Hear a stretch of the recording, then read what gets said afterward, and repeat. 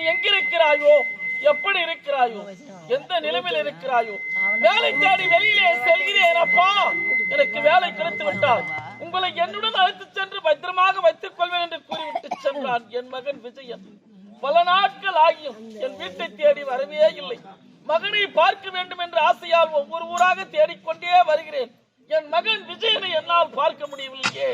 அவன் எங்கிருக்கிறானோ, எப்படி இருக்கிறானோ, எந்த நிலைமையில் இருக்கிறானோ, அவனுக்கு வேலை கிடைத்ததோ இல்லை வேலை கிடைக்கவில்லையோ, இல்லை வேலை கேட்டு யாரிடத்திலே கையேந்தி நிற்கிறானோ தெரியவில்லையே.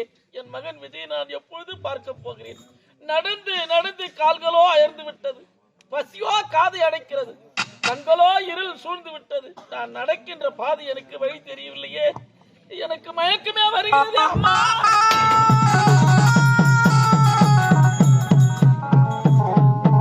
இவர் யாராக இருக்கும்? அவரவர் போகும் மறுபடியிலே படுத்துறங்குகின்றார்கள். இவருடைய வாழ்க்கையிலே என்ன நடந்ததாக இருக்கும்? பார்ப்பதற்கு பரிதாபமாக இருக்கின்றது. ஐயா, இவர் யார் என்றே தெரியவில்லை. நட்ட நடு வீதியிலே பட்ட மரம் போல் படுத்துறங்குகின்றார். என் வாழ்க்கையிலே நான் தான் நிம்மதி இல்லாமல் அலைந்து திரிந்து வருகிறேன் என்று பார்த்தால் இவருடைய வாழ்க்கையிலே என்ன நடந்ததாக இருக்கும்? ஐயோ, இவர் யாராக இருந்தால் என்ன? எழுப்பி யார் என்றுதான் கேட்டு பார்ப்போமே. ஐயா, யார் ஐயா நீங்கள்? உங்களுடைய வாழ்க்கையில என்ன ஐயா நடந்தது? ஏன் ஐயா நீங்கள் இப்படி படுத்துறங்க வேண்டும்? கண் விழித்து பாருங்கள் ஐயா, வாய் திறந்து பேசுங்கள் ஐயா. ஐயா, ஐயா, ஐயா. இல்லை, இவர் படுத்துறங்கவில்லை, மயக்கத்தால் இருக்கின்றார் போல் இருக்கின்றது. எப்படியாவது இவரை காப்பாற்ற வேண்டுமே.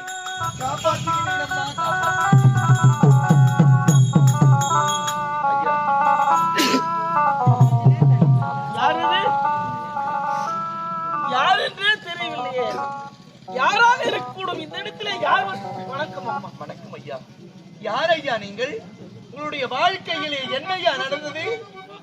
ஏன் இப்படி நீங்கள் மயங்கி இருக்க வேண்டும்? ஐயா, பசியின் மயக்கத்தால் இருக்கின்றீர்கள் போல் இருக்கின்றது. எதற்காக நீங்கள் இங்கு வர வேண்டும்? உங்களுடைய நாடு எது? உங்களுடைய பெயர் என்ன? இங்கு வர காரணம் என்ன? யார் ஐயா நீங்கள்? அம்மா, சித்தூர் கிராமத்திலே ஏழ்மையான குடும்பத்திலே பிறந்தவன் நான். எனது பெயர் மாணிக்கம். எனக்கு திருமணம் முடிந்தது. அழகான ஒரு ஆண்மகனை பெற்றெடுத்தோம். விஜயதசமி அன்று அவன் பிறந்ததால் அவனுக்கு நான் விஜயன் என்று பெயர் வைத்தேன். பெயரை கேட்டார் போல் சுறுசுறுப்பும் விறுவிறுப்புமாக குழந்தை வளர்ந்து கொண்டே வந்தான். குழந்தை வளர்ந்து வருகின்ற நேரத்திலே திடீரென்று என் மனைவி நோய்வாய்ப்பட்டு இறந்து விட்டாள். அப்படியா? தாயில்லாத குறையை அவனுக்கு காட்டாமல் கஷ்டப்பட்டு உழைத்து கூலி வேலை செய்து அவனை நான் படிக்க வைத்தேன் அம்மா. பட்டம் பெற வைத்தேன். படித்த படிப்பிற்கேற்ற வேலை தேடி வெளியிலே செல்கிறேன் அப்பா. எனக்கு மட்டும் வேலை கிடைத்து விட்டால் உங்களை என்னுடன் அழைத்து சென்று நான் பத்திரமாக வைத்துக் கொள்ள என்று கூறிவிட்டு சென்றான் என் மகன் விஜயன். பல நாட்கள் ஆகி என் வீட்டை தேடி என்னை பார்க்க வரவே இல்லை அம்மா. மகனை பார்க்க வேண்டும் என்ற ஆசையால் ஒவ்வொரு ஊராக தேடிக்கொண்டே வந்தேன். அப்படியா? வருகின்ற வழியிலே பசியின் கொடுமையால் மயக்கமடைந்து கீழே விழுந்து விட்டேன். நீ யாரோ எவரோ, யார் பெற்ற மகளோ, என் குலதெய்வம் போல் ஓடி வந்து என் உயிரை காப்பாற்றி விட்டாய் அம்மா. உன்னை பெற்றெடுத்த தாய் தந்தையர்கள் புண்ணியம் செய்திருக்க வேண்டும். என் குலதெய்வம் அந்த அங்காள பரமேஸ்வரி, அந்த முருகப்பெருமானுடைய அருள் என்றென்று உனக்கு கிடைக்கும் அம்மா. என் குலமாற உன்னை நான் வாழ்த்துகிறேன். நீ எங்கிருந்தாலும் நல்லா இருக்கணும், எங்கிருந்தாலும் நல்லா இருக்கணும். என் மகன் விஜயனை தேடி போகிறேன். மகனே விஜயா, இவர்தான் என் காதலுடைய தந்தையா? ஐயா, நான் தான் உன் மருமகள். எனக்காகத்தான் உன் மகன் ஆகலோகம் சென்றிருக்கிறார்.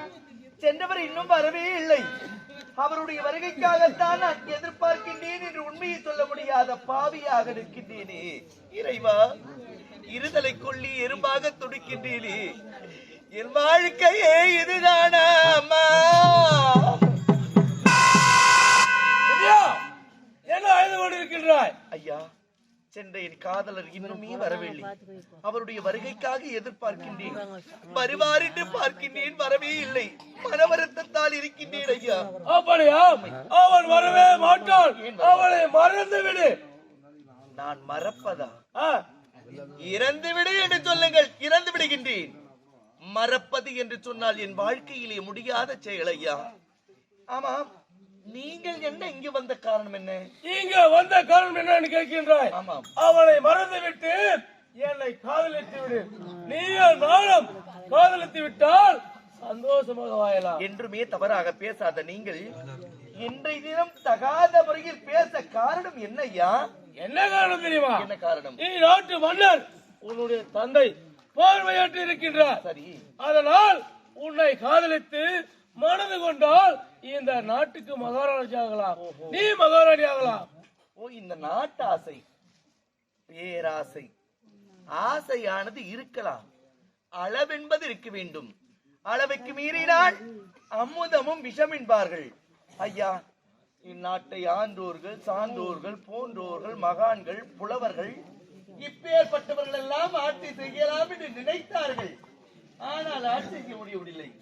வந்தபடி பார்த்து அவரவர் சென்று கொண்டே இருக்கின்றார்கள். அது ஒரு இயல்பு. அதற்காக சென்றவர்கள் செல்லட்டும், வந்தவர்கள் வரட்டும். யாருக்கும் எதுவும் நிரந்தரமே கிடையாது. ஐயா, நாமே இந்த பூமிக்கு நிரந்தரம் கிடையாது. இறந்தால் உடலிலே ஒன்றுமே கிடையாது. 6 அடி குழிதான் நமக்கு சொந்தம். அப்படி இருக்கும் பொழுது வேண்டாம் பிடிவாதம் விட்டு விட சென்று விடுங்கள். வேண்டாம் பிடிவாதம் விட்டு விடுறதுக்கு வந்து என்னை கட்டி அடைத்து ஒரே ஒரு முத்தம் கொடுத்தால் இருவருக்கும் நல்லது. ஓஹோ, உன் மனதை மாற்றிக் கொள்ள முடியாது. ஒருபோதும் முடியாது. படுபாவி, உன்னை நல்லவன் என்று நினைத்தேன். நயவஞ்சகக்காரனாக இருப்பாய் என்று நான் கனவிலும் காணவில்லை. இந்நாட்டுக்கு தளபதி நீ. இந்நாட்டிலே கன்னி பெண்களுக்கு காவலாக இருக்க வேண்டிய நீ என்னிடத்திலே தகாத முறையில் பேசுகின்றாய். என் நாட்டு கன்னி பெண்களுக்கு ஆபத்தாக இருக்க மாட்டாய் என்று என்ன நிச்சயம்? செல்லுகின்றேன். என் தந்தையின் உண்மை எடுத்து சொல்லுகின்றேன். முதலில் உன் பதவியை நான் ராஜினாமா செய்ய சொல்லுகிறேன். வேண்டாம் பிடிவாத சென்று காண்பது பகல் கனவு. உன்னுடைய தந்தையிடம் சென்று சொன்னால் தானே நடக்கும். அதனால உன்னுடைய கற்பை பறிபோடி விட்டால் என்ன நடக்கும்? ஐயோ,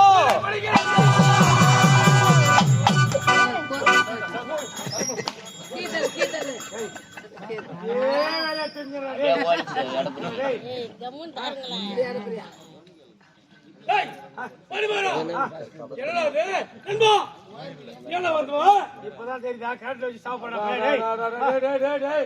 ஒரு பங்கு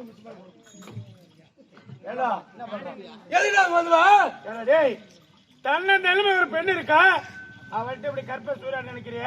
நீ மனசுதான் இருக்க மாட்டா பாவிட்டே. மணிமாரா, ஒரு நேரத்துல நீ நானும் எப்படி இருந்தோம் மறந்து விட்டாயா? ஒரு நேரத்திலே கொலை கொள்ளை கற்பழிப்பு அனைத்து செஞ்சிருந்தா. ஆனா இப்ப நான் மனம் தெரிஞ்சிட்டேன். மனம் தெரிஞ்சிட்டா? தெரிஞ்சிட்டு இல்ல ஒரு புறமா எதுக்கு வந்தது? வந்து என் கண்ணு முன்னே ஒரு அணிந்து எடுக்கும் போது பார்த்துட்டு சும்மா இருக்க மாட்டா. அவ யார் தெரியுமா? என் உடல் பிறந்த தங்கை போன்றவன். வெடித்து விடும் போல இருக்கின்றது. பாசமலர் சிவாஜி கணேசன் சாவு தெரியுமா? கண்டுபிடிச்சாங்க, பாத்துட்டாங்க. இதெல்லாம் கேட்பதற்காக என் உடலில் நான் உயிர் வைத்திருக்கின்றேன். நானும் ஒரு நேரத்தில் ஆசைப்பட்டேன். உண்மைதான், இல்லை என்று மறுக்கவில்லை. ஆனால்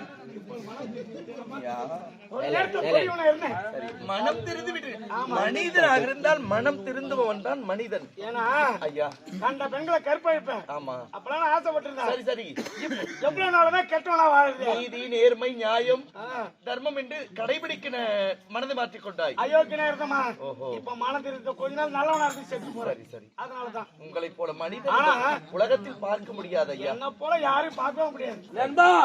நீ நல்லவனாக இரு, ஒரு புறமா நில்லு. வந்தவனை முடித்து விட்டு பின்பு வா. நான் சொல்றது கேள்றா, கொஞ்ச நாள் நீ நல்லவனா? நான் நல்லவனா? ஆமா, ஒரு காலமும் முடியாது. வந்தவனை பார்த்து போடா போடா. நான் இருக்கும் வரை அவளோட நிழல கூட உன்னால தொட முடியாதா? என்னது? அவன் நிழல கூட உன்னால தொட முடியாது. நீ இருக்கும் வரையிலும் அவன் நிழல கூட தொட முடியாது. நீ இருந்தாதானே. ஓஹோ, அப்ப நீ நானா மோதி பார்க்கலாம்? மோதி பார்க்கலாம், வாடா பார்க்கலாம். ஏய் வாடா வாடா வாடா. கைத்திரமாய் பாத்து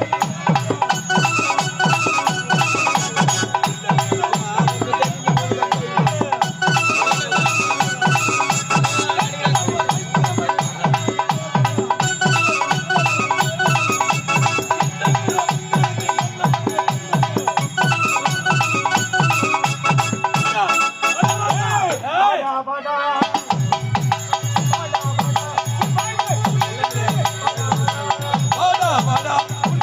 முடிந்ததற்கு வாடா வாடா பேசாதடா வாடா வாடா